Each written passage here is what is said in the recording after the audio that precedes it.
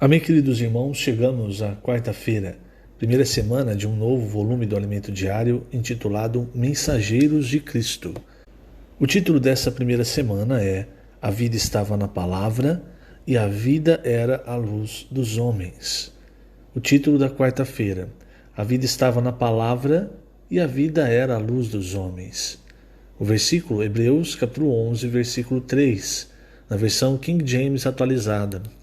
Pela fé compreendemos que o universo foi criado por intermédio da palavra de Deus e que aquilo que pode ser visto foi produzido a partir daquilo que não se vê. Senhor Jesus, obrigado, Senhor, por mais um dia. Obrigado por tua misericórdia, sem a qual nós nem sequer levantaríamos de nossa cama. Obrigado, Senhor, por tua graça que nos deu todas as coisas.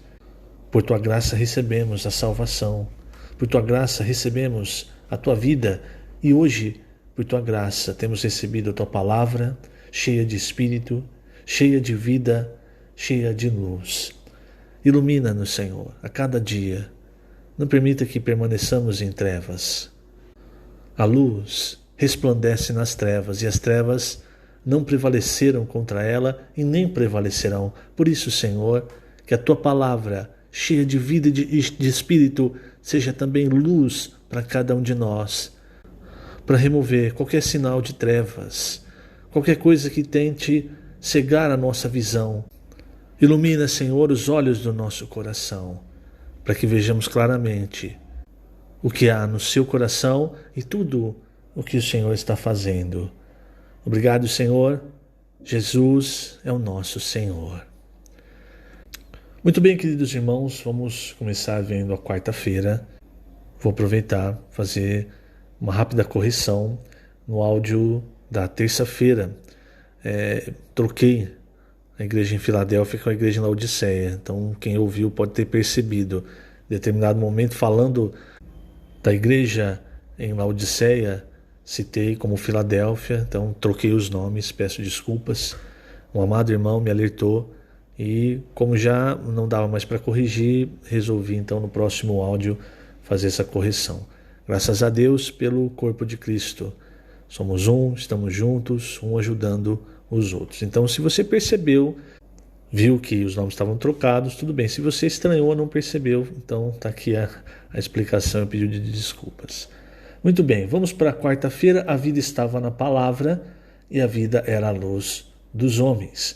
Eu quero ler, irmãos, na página 12, começar lendo o terceiro parágrafo. Veja, a palavra é Cristo, o canal de comunicação, o meio pelo qual Deus faz fluir para o homem sua vida e natureza com todas as riquezas divinas.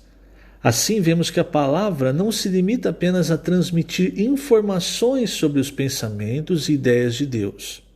Ela vai muito além disso, pois a palavra é o próprio Deus.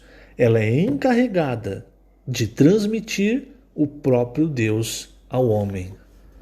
O Evangelho de João, irmãos, principalmente, ele está repleto desse significado espiritual com relação à palavra. Nós acabamos de sair do livro de Colossenses, não é? E no livro de Colossenses, que é um livro que fala-nos de Cristo como o centro que conecta todas as coisas, o centro na obra de Deus, como o centro de tudo. E Cristo, irmãos, aqui no Evangelho de João, ele nos é revelado como aquele que estava, como a palavra que estava com Deus desde o princípio na eternidade, que estava com Deus e que era o próprio Deus. E nos primeiros versículos de João, diz que a vida estava nele e a vida era a luz dos homens, ou seja, a palavra. A palavra de Deus, ela nos traz a vida de Deus. Então esse versículo 4, a palavra no grego é zoé, que significa vida, mas vida de Deus. Então no grego a palavra para a vida física, para a vida psicológica e também há a palavra para a vida divina. Assim como o amor, quando é falado do amor, nós temos uma palavra só para amor, mas no grego há várias palavras para amor. para o amor relacionado ao homem e um homem e uma mulher, né? O amor eros, o amor philos, que é o amor fraternal, e o ágape, que é o amor de Deus. Então, quando João escreve a vida estava nele, aqui é a vida divina. A vida de Deus está na palavra. E qual é a nossa reação, irmãos, com relação à palavra? Qual é a reação necessária, a reação adequada para a palavra de Deus? É a fé, a obediência. Em Hebreus capítulo 11 nós vemos: a fé é a certeza das coisas que se esperam, a convicção de fatos que não se veem. Mas veja, se a fé é algo que eu não espero, a fé é uma convicção de algo que eu não vi, você percebe como é que eu vou então crer em algo que eu não espero? Como é que eu vou ter convicção em algo que eu não vi? É através da palavra, irmão. É a palavra que comunica o próprio Deus. É a palavra de Deus que nos mostra: olha, é isso aqui que Deus quer. Aí eu exercito a minha fé, crendo com toda certeza naquilo que eu espero, tendo convicção do que eu não vejo. E aí nós vemos o versículo 3. Aqui no Alimento Diário está na versão King James atualizada. Eu vou ler na versão que nós comumente usamos, na Revista Atualizada de Almeida. Pela fé, entendemos que foi o universo formado pela palavra de Deus. Então, veja, quando o Pai, ele criava todas as coisas, ele criava através daquilo que saía da sua boca. Aquilo que saía da boca de Deus era uma ordem. Então, quando ele disse, haja luz, houve luz. Não houve discussão, não houve estudo, não houve apreciação, houve luz, porque a palavra de Deus é um comando. Então, o universo foi formado através de Cristo, ou seja, pela palavra de Deus, de maneira que o visível veio a existir das coisas que não aparecem. Isso é algo que o próprio apóstolo Paulo fala em 2 Coríntios 4, para nós não vivermos segundo as coisas que nós vemos. Por quê? Porque as coisas que nós vemos não são eternas, elas são temporais. Se você prestar atenção nesse versículo 3 de Hebreus 11, antes do que nós vemos, antes do visível, estavam as coisas invisíveis, as coisas espirituais, as coisas eternas, irmãos. Então a palavra de Deus, ela traz para nós a vida de Deus e ela traz para nós aquilo que é invisível, que é do mundo espiritual.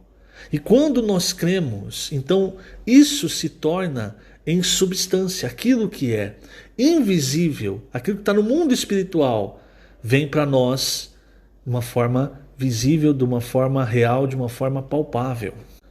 E veja, eu citei o livro de Colossenses. Por que eu citei o livro de Colossenses? Porque ali o apóstolo Paulo fala que Cristo é a imagem do Deus invisível, o primogênito de toda a criação.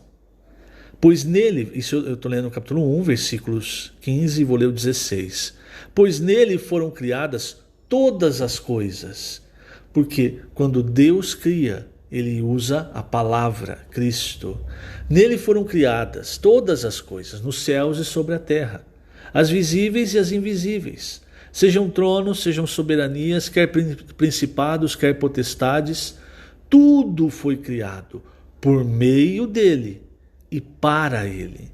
Então, isso aqui, irmãos, é um princípio para a nossa vida. Quanto mais a palavra chega até nós e entra em nós, quando nós a recebemos com fé, o resultado é um encabeçamento. E o que é um encabeçamento? É isso aqui. Tudo é por meio dele e para ele. O versículo 17 de Colossenses 1 diz: ele é antes de todas as coisas, nele tudo subsiste. Então essa palavra subsiste, que significa que ele liga, Cristo liga todas as coisas. Veja, irmãos, eu não sei se eu consigo passar esse encargo, mas o ponto é, talvez, veja só, por exemplo, num relacionamento familiar. No relacionamento familiar, Talvez você não se dê bem com a sua esposa, ou a esposa com o marido, ou com os filhos com os pais. Isso acontece por quê? Porque falta o encabeçamento. Quando Cristo encabeça, ele une todas as coisas através dele e para ele. É a questão de convergir. Tudo converge para Cristo. Então ele é o ponto de conversão. Então por que há a harmonia na vida da igreja? É por causa de Cristo.